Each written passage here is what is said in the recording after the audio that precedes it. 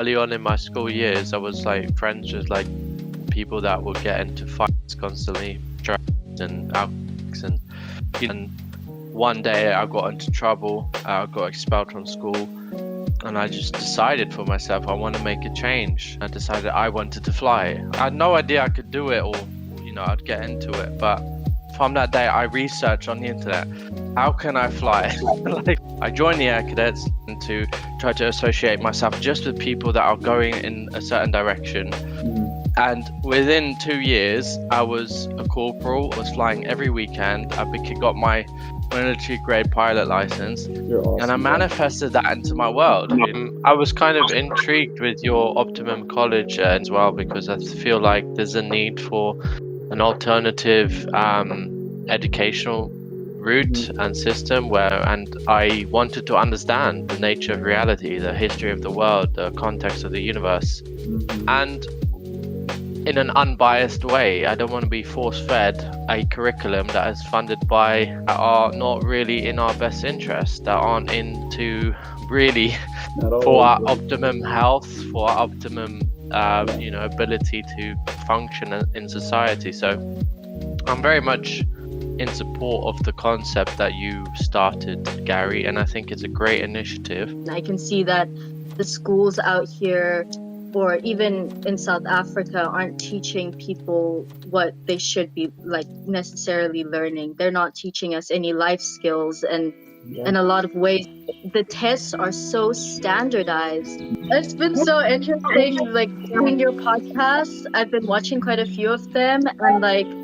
seeing like the messages on your Discord. I think you're a really interesting person, and I'm always thinking like, oh my gosh, I want to be friends with her. She's so cool. Like, she thinks so differently, and like the things that you teach, I think, are really important today. Thank you, and thank you for all your inspiration that you post and that you write about. Thank you. It's also very interesting what you just said about the educational system. I was just watching a video today. It was a very short one, but there was a woman who said something. It was a bit controversial, but I liked it because right now that it is made for creating for creating workers, exactly, but not for people to create themselves, not to become extraordinary, not to create something special, because she said it's all about conformity, or all about following rules. It's not pushing teamwork, it's pushing you out of a team, more or less. It gives you like the idea that there's only one right answer. I thought that was a very strong take, that people are very insecure because they believe that there's one right answer, so they don't really dare to do something, to just move, to do a first step, to just try something out, because they believe that they could fail. And the reality is that there are tons of right answers, or that there are many different ways of solving a problem, not just one. So many. Yeah. Factors. I mean, yeah, it's so true. Like, people are used to what has been done before and are afraid to take new steps into unknown territory and take a leap of faith of trying something different. But it is risk. There's risk involved in everything, but it's learning how to manage that risk and how to attack that safely and effectively as well. One of the things that it's almost heretical to talk about in a normal classroom, and I'm saying this as somebody who's not religious at all, and Anna knows, I'm what many people would think of as an atheist, but I wouldn't label myself that, just because I think this universe is miraculous, clearly. But there is like a kind of heresy to even discussing how inexact 13.6 billion or whatever it is, and they're trying to double that now as well. I know, it's hilarious, and they're trying to act like now this is a fact, and now you're crazy if you question this. And it's this constant game of trying to tell people they're crazy for questioning this common narrative, when so much of it is based on just guesswork. In terms of myself, I have a number of different projects also up and coming as well. So I have been very passionate about a film project that I've started. It's called The Immortal War. So there's true story in all of the history, including in like Indian mythology and in ancient Inca and Aztec mythology as well. These concepts are all throughout. They're not new.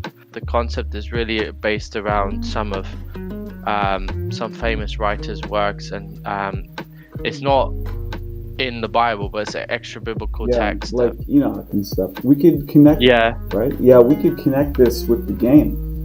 True context of everything. It's going to be beautiful. It's going to be poetic, action-packed, and it's going to change the world, in my opinion. But it's going to take a lot of work, and I'll get it out. My target is to release it in 2025, which is very soon. So, have you looked into what is going on with this kind of generative AI text to video?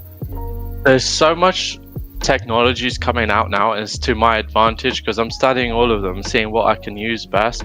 And a lot of AI technology is going to make this so much easier for me, and the capabilities of Unreal Engine 5.3 and Dash and Blender, all the plugins and everything, been looking into. And I showed Anna. I animated some images of her character, Athena, and she was.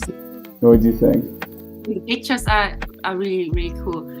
You also made the videos because so it was like calculating what it would look like, and it doesn't really know what the face looks like. So it only is this one perspective, and then it thinks, okay, so it could be probably something like that. And so it had a little bit like horror movie vibes, but the pictures themselves are super beautiful. It's got a way to go. Are you using GPT to help you code? Because it's really useful. Yep. It's amazing. It is unreal, man. I messaged back and forth with my dad, showing him this stuff. I'm like, you have no idea what's going on, Pop. Like, this is so crazy. I love it. It's so good. Using it for work all the time. I just put it in ChatGPT and it makes it short for me, and it already makes like a first draft, so I can just rework and make it nice and write it like in an entertaining way. But exactly, that's it's so useful. Like, I'm a very optimistic person. I just always been like that. So are you a similar person, or did you kind of like learn to be optimistic, or like, I'm just interested. I probably had to learn. I feel like I confused you a little bit. No, I mean, talk. It's good. I had to learn.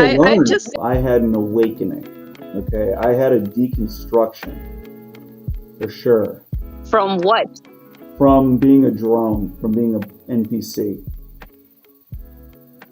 from being somebody in like life, like. Like from being a follower to being your own person. That's a way to put it. Yeah, I'm in a weird way. I'm kind of reverting back to how I was when I was younger. Oh, that's awesome. That spirit of creativity. When I got into school, it kind of got pounded out of me. That's kind of how we started this conversation. That curiosity got pounded out of me, and. But it's really sad to be discouraged like that for being so curious, and I'm glad that was exactly it. Have you read Sophie's World? Because I feel like it would be a great book for you to read, especially when it comes to curiosity and going back into like thinking like you did as a child. It's about philosophy and questioning everything and having like looking at the world with like eyes of a child again. It's a really beautiful book, and I think it has a lot to do with what you're speaking about. It was my first philosophy book when I was a child. I'll have to look this up. Yeah, it's very cute.